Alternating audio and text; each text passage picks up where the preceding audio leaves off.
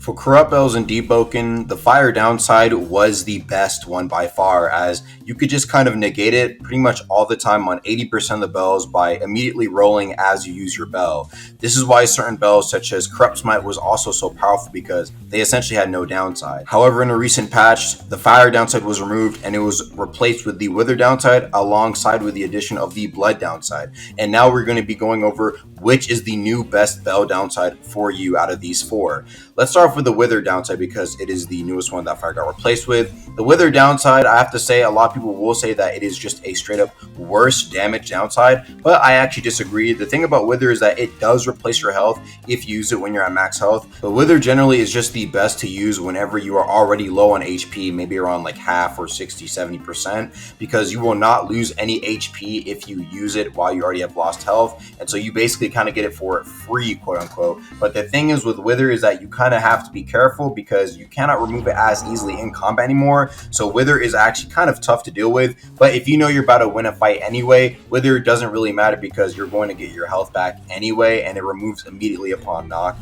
So that is also really nice, and this also includes if you knock people like freshies or just manage to get like some chip damage off of somebody. Regardless, it doesn't matter. As long as you have any sort of credit on that knock, you will remove your wither from your health bar, which is very, very handy. Regardless though, I would still only really use it on bells like, for example, Corrupt Smite, maybe Camly, maybe Teleportation, bells that you can afford to kind of use maybe once or twice, maybe 3 times in a fight without needing to worry too much, because the bells, and even just in general, corrupt bells are just a lot harder to use on bells like Payback that you spam a lot or Shard Bow. Next, let's go into actually the actual health downside. The 7% max health loss whenever you use it. I would say just be very, very careful using this bell in general. 7%, that can stack up pretty quickly, and like I said, it's at all HP, so even if you're at 20%, that's going to go down to 13%. Similar to Wither, it's basically like almost the same thing, but if you feel as if this is going to be a bell that you're going to be using a lot even when you're low, you're probably want to go with the health downside over the Wither downside instead. Now let's actually go on to the next downside, which I think is actually better than both Wither and health, depending on your build as well. It kind of depends, but the blood loss downside. Yes, the blood loss downside I think is actually really good right now, especially because they just made it 15%, which is a pretty big buff. If you actually take a look at a lot of fights, you really only start getting like to really low levels of blood if you are in a very long fight that you haven't really had the chance to hit at campfire yet, or you've just been continuously fighting and regenerating a lot through things like pots and NOK, which gives you increased blood loss, things like that, or if you run into a like knife user or a bloodthirst user, stuff like that as well. But for the most part, you really don't see yourself running out of blood all that often in fights, and this will allow you to get like 2 to 3 free uses of the bell, in my opinion, before you really have to start worrying, which is basically just no downside as you're fighting.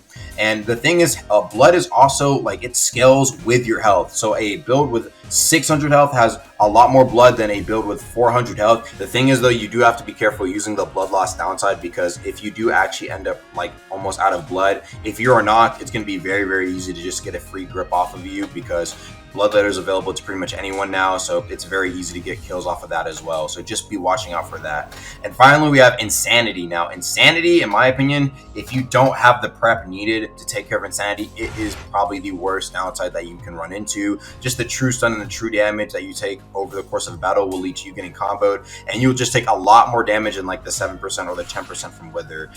So you just have to be very careful about Insanity, but you do have a couple of uses until you start hitting max Insanity. I think about 4 to 5 uses until you really start getting to the bad tiers of sanity loss. But the thing is that it is completely negatable by having regeneration sanity pots. Yes, so if you have a bit of prep, right, maybe just like about a couple minutes before you gank and you fill up your bank slots with a couple sanity regeneration potions, you will be set for basically no downside. Just keep in mind though that if you do not have the potion talents, you can lose them on death and they can steal them off of you, and it's very annoying to go and have to go re-prep for a gank again, and you can get caught lacking without the pots as well, which puts you at a really big downside in my opinion. But if you do have the prep, like I said before, I do think it is by far the best build because you can just negate it completely. The final thing we're actually going to talk about is no downside. Right now, I know a lot of people are like, wait, what, Augments, why are you mentioning this? Because the thing is, right now that there's actually like a choice between what you want to pick, and Corrupt Fire is not like the automatic choice for most people's bells.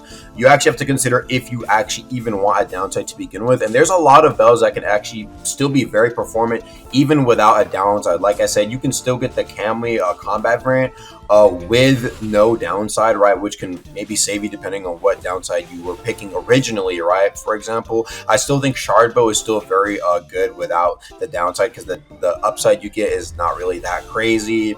Payback is all right still. Portals is still kind of mid unless you have the other variants. But as a whole, you just want to be kind of considering if the specific bell allows you to kind of play around it. Like I said, a majority of the time it's just going to be based on how long the cooldown of it is. So just keep that in mind, that no corrupt downside is always a pretty decent option depending on the bell as well. And as an honorable mention, we'll also talk about the burning downside that still exists on a Shardbow, right? This is also, I guess you could say, the real number one downside that you can have, because you can just immediately roll as you're using the Shardbow, right? And it does set you on Whitefire, which does more damage than the old corrupt downside of the fire.